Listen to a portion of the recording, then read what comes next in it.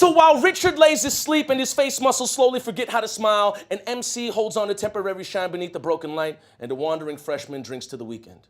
Pacing against the pavement with a pair of scuffed Asics, caught in between what it means to dress low maintenance and not give a fuck as a fashion statement. He's just another unsure thing shooting to make it with the accuracy of an unsafe bet. And it's not that he's a good apple gone bad or a Boy Scout who took the wrong route on a divine quest. He just lost his faith when he found more gain in a blind guess. Wandering crowded houses, beer-soaked carpets and couches, reaching for the bottom of the bottle, feeding him reason to tip his head back and holler, "That hurricane couldn't take my dad because I never had a father."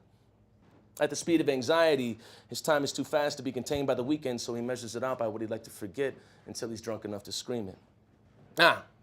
I don't know whether that is or isn't helpful, but you can tell the audience is only there for the beer special. The MC still carries what little temporary shine he can beneath a broken light, squeezing his lungs onto an open mic, running on a gram of sanity and small portion of sorts, since his hip-hop became nothing but heated egos burning down a mild and short-lived.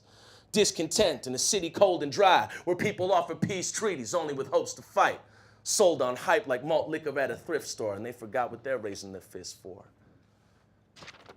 But he's not convinced, moving at the speed of resistance. His time is too fast to be contained by days, so he measures it out by words memorized from a page. And then there's Richard, standing over 6 feet tall, over 50 years old, a giant absent-minded genius of a chemical engineer for years, able to define the temperatures between us, calculate the unclear, and invent materials that before him had never appeared. Richard patented that shit, man. So when you pick up tape from 3M that's strong enough to tow a car, double as medical gauze, and then triple as an emergency condom, and you're thinking to yourself, who the hell keeps coming up with this shit? Yeah, man, that's fucking Richard. And every time I see him, it gets worse. The brain cells in his brain flow backwards, his memories reverse until he's frozen to a standstill for words. The doctors call it frontal temporal dementia. I'd call it getting tired of being a genius, and anybody off the street would just say he's getting old.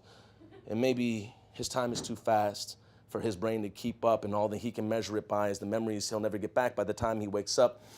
So while Richard lays asleep and his face muscles forget how to smile, I'm soaking up temporary shine beneath the broken light and drinking till the law tries to stop me. And if this is supposed to be a love poem, I guess around now I should start making it sound like one.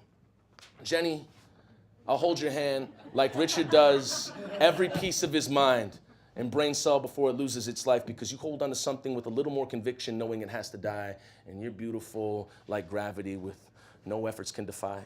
And can crease careless smiles sharp enough to cut through 5 layers of pride, and we all know that. I'm stupid for you.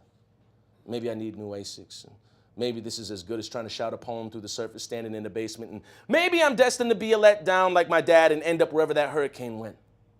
I was talking to Richard's wife last summer at family camp, and she was telling me how they first met down to the angle, his hair held the light, and I'm thinking, wow, Richard must have done something right. She said he forgets things because of his frontal temporal dementia, his genius fatigue. I told her if he ever forgets how to smile, I know a woman named Jenny with a face that could help him remember.